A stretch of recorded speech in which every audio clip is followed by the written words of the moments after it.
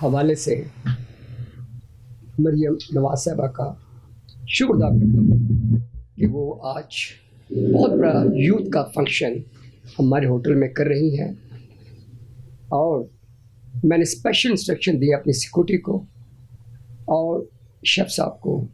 We have provide the best food, best security.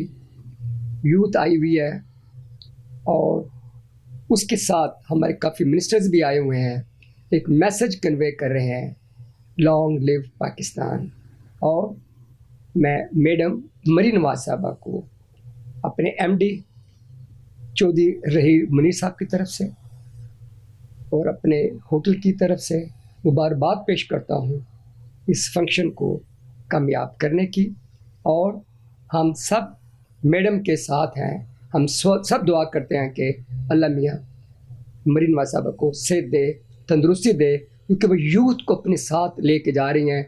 That's the key of success. Live long Pakistan. Thank you.